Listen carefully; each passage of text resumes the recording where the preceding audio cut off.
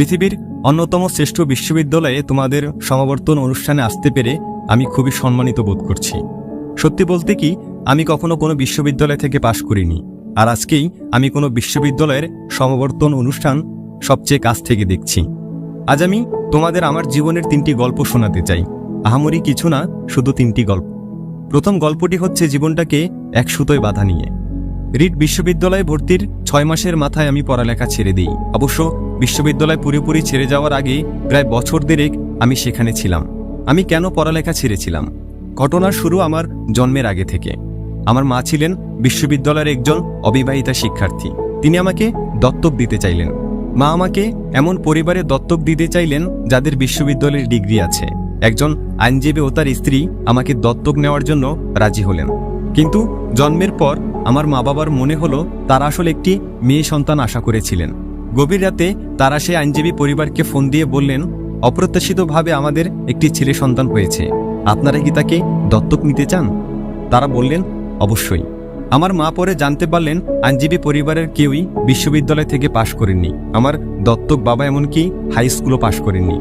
এসব জেনে আমার মা দত্তক চুক্তিপত্রে স্বাক্ষর করতে রাজি হননি। কয়েক বছর পর আমার দত্তক বাবা মা কথা দিলেন তারা অবশ্যই আমাকে বিশ্ববিদ্যালয়ে পড়াবেন, এবং সেই কথা শুনে আমার মা আমাকে দত্তক দিতে রাজি হলেন। এভাবে আমার জীবন শুরু হলো। 17 বছর পর আমি সত্যিই বিশ্ববিদ্যালয়ে গিয়েছিলাম, কিন্তু আমি বোকার মতো স্ট্যানফোর্ডের মতো ব্যয়বহুল একটি বিশ্ববিদ্যালয় বেছে নিয়েছিলাম।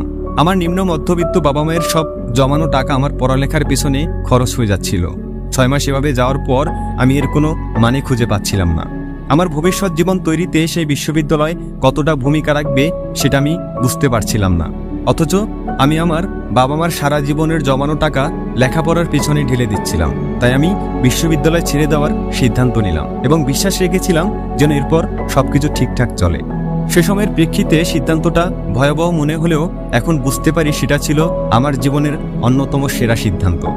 পড়ালেখা বন্ধ করে দেওয়ার পরে আমি সহজেই বিরক্তিকর সব ক্লাস থেকে মুক্তি পেলাম এবং তারপর আমার পছন্দের ক্লাসগুলোতে ভর্তি হতে শুরু করলাম।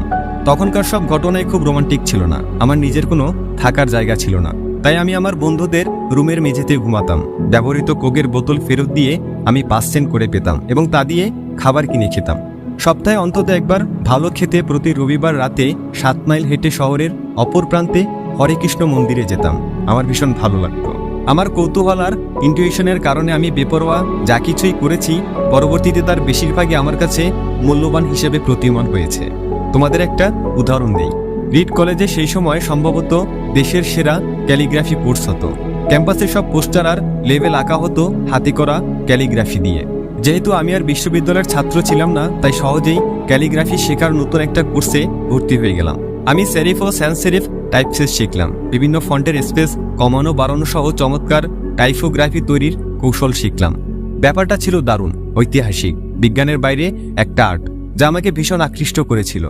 এই ক্যালিগ্রাফি জিনিসটা যে আমার জীবনে কাজে আসবে সেটা আমি কখনো ভাবিনি। কিন্তু 10 বছর পর আমরা যখন প্রথম ম্যাকিনটস কম্পিউটার ডিজাইন করি তখন সেই জ্ঞানের পুরোটাই আমার কাজে লেগেছিল। ম্যাক কম্পিউটারে আমরা সেই ডিজাইনটাই ব্যবহার করি। এটি ছিল সুন্দর টাইপোগ্রাফি সমৃদ্ধ প্রথম কম্পিউটার। আমি যদি সেই ক্যালিগ্রাফি কোর্সে ভর্তি না হতাম তবে ম্যাক কম্পিউটারে নানান টাইপফেস আর আনুপাতিক দূরত্বের ফন্ট থাকতো না। আর যেহেতু উইন্ডোজ ম্যাকের কাজই নকল করেছে, তাই বলা যায় কোনো পার্সোনাল কম্পিউটারেই এ ধরনের ফন্ট থাকতো না। বিশ্ববিদ্যালয় না ছাড়লে আমি কখনোই ক্যালিগ্রাফি কোর্সে ভর্তি হতাম না। ফলে পার্সোনাল কোনো কম্পিউটারই হয়তো কখনো এত সুন্দর ফন্ট থাকতো না। অবশ্য বিশ্ববিদ্যালয়ে থাকাকালীন সময়ে সেসব বিচ্ছিন্ন ঘটনাগুলোর এমন যোগসূত্র তৈরি করা সম্ভব ছিল না। কিন্তু 10 বছর পরে পেছনে ফিরে তাকালে তার সবকিছুই পরিষ্কার বুঝতে পারি। তুমি কখনোই ভবিষ্যতের দিকে তাকিয়ে অতীতের বিচ্ছিন্ন ঘটনাগুলোকে এক সুতোয় বাঁধতে পারবে না। এটা শুধুমাত্র পেছনে তাকিয়ে সম্ভব। তাই তোমাকে বিশ্বাস করতেই হবে যে বিচ্ছিন্ন সব ঘটনা ভবিষ্যতে একটা ভালো ফল তৈরি করবে। তোমাকে একটা কিছুর উপর বিশ্বাস রাখতেই হবে, তোমার নিছক ধারণা, ভাগ্য, জীবন, কর্ম, কিছু একটা। যদি তুমি বিশ্বাস করো যে জীবনের বিচ্ছিন্ন সব ঘটনা একদিন ভালো ফল বয়ে আনবে, তবেই তুমি মনের কথা মতো চলতে পারবে, আর এভাবেই তুমি সফল হতে পারবে।